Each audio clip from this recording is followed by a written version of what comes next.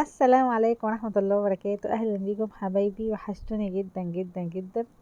النهاردة معانا جولة حلوة قوي قوي قوي في فندق في الغردقة. بجد فندق خيال، جنة ماشية على الأرض، في منتهى الجمال والروعة.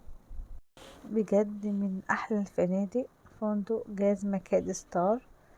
بجد فندق خيال جدا في الغردقة، كل حاجة فيها منظمة جدا، ستايل قوي قوي قوي، في منتهى الروعة والشياكة والأناقة.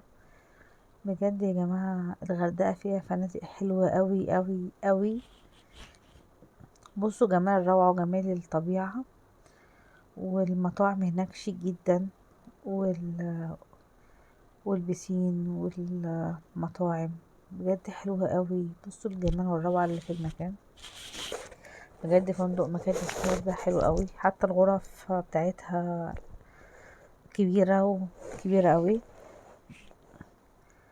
يا جماعة كأنك قاعد في بجد في مكان في الجنة اكيد. بجد كل حاجة فيها منظمة جدا، ستايل قوي، على احدث صيحة واحدث ديكورات. ما كنتش متخيلة ان الغردقة حلوة جدا جدا كده. كل الاوض بتطل على فيو رائع، في اوض دبل وفي اوض سنجل. كل حاجة هتلاقيها هناك، كل ما تتخيله هتلاقيه هناك في الفندق. الاكل حلو جدا، الغرف حلوة جدا، كلها بتطل على فيو رائع.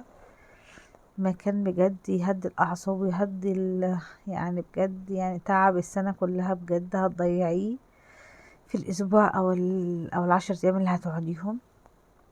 أسعارها حلوة جدا على فكرة، أسعار في منتهى الجمال والروعة.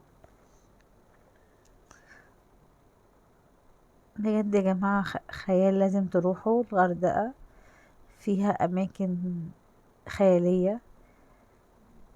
كل حاجة هتلاقوها هناك، ألعاب للأطفال، أكل شرب،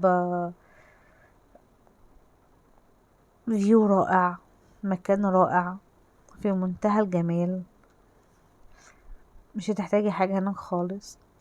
بجد هتروحي هناك مش هتبقي عايزة تيجي أصلا من كتر الجمال اللي انت هتشوفيه والخيال اللي انت هتشوفيه. أماكن ساحلية، أماكن خيالية، لا بجد كل حاجة هناك حلوة قوي قوي. بجد هتنبسطي جدا من الفيو بتاع البحر، والمكان كله خيال، بجد حلو قوي.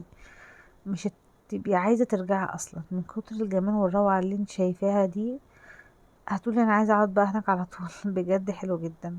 في بول للأطفال وفي بول للكبار، وفي جناين وفي ألعاب ليكي ولأطفالك انتي كمان، ممكن تلعبي معاهم. طبعا في مكان للرسم ومكان للكتابة، في أكوا بارك طبعا في البحر، طبعا حاجة في منتهى الجمال.